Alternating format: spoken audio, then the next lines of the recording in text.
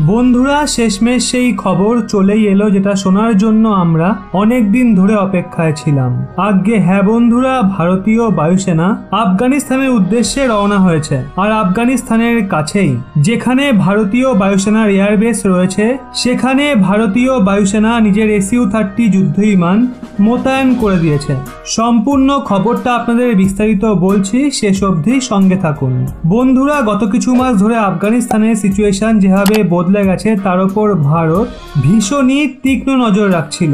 আর ভারত ওখানে কি কি করেছে সেটা হয়তো আপনাদের পুনরায় বলার আর প্রয়োজন নেই, কারণ আগে অনেক ভিডিওতেই আপনাদের এই বিষয়ে বলেছি। আর আফগানিস্তানে কিভাবে পাঞ্জশিরের সেনা তালেবানকে মোক্ষম জবাব দিচ্ছে, কিভাবে তালেবানের যোদ্ধারা পাঞ্জশিরের দুয়ারে এসে বসে আছে সেটাও আপনাদের বলেছি।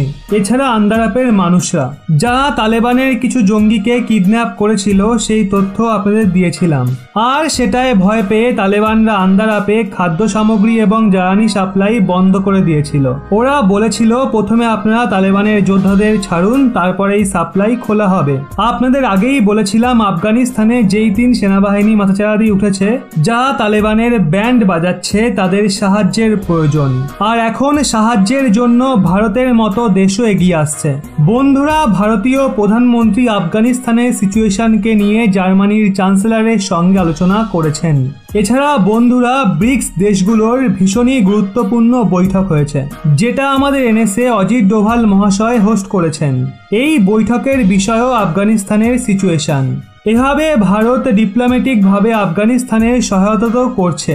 এছাড়া যেটার সবচেয়ে বেশি অপেক্ষা ছিল, মানে ভারতের ওখানে মিলিটারি রূপে অবতীর্ণ হওয়ার, সেটা এখন হতে দেখা যাচ্ছে।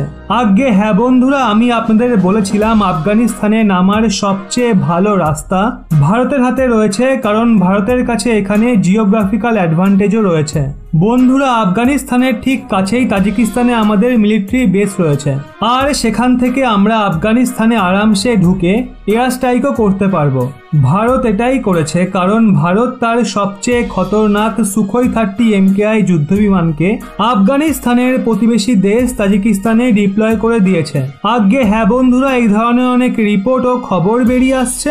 আফগানিস্তানের সীমার ভীষণই কাছে তাজিকিস্তানের এয়ারবেসে ভারত সুখোই-30 যুদ্ধবিমান মোতায়েন করে দিয়েছে।